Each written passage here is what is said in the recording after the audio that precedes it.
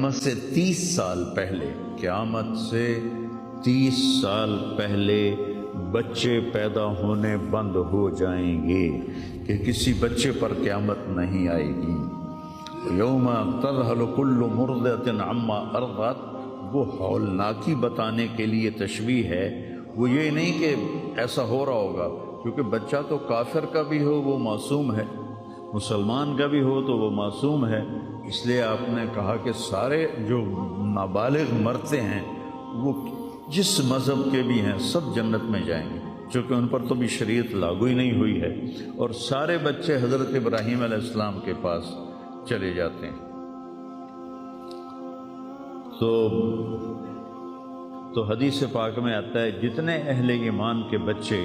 بالغ ہونے سے پہلے، پیدا ہونے سے لے کر 15 سال سے پہلے تک جو فوت ہو جاتے ہیں، سب حضرت ابراہیم علیہ السلام کے پاس ہوتے ہیں، ساری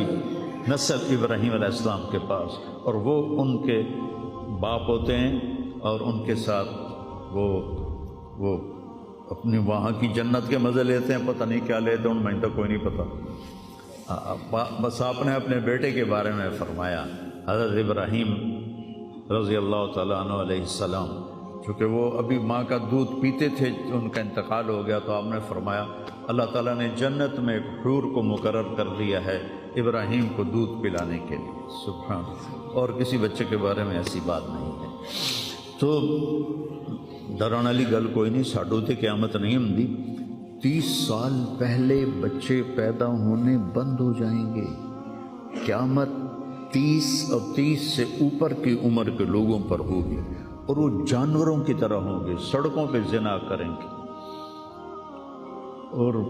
ہر انسانی جو اخلاق ہیں ان سے وہ خالی ہو جائیں گے، ان سے وہ خالی ہو جائیں گے۔ یہ امت کے اوپر امتحان ہے،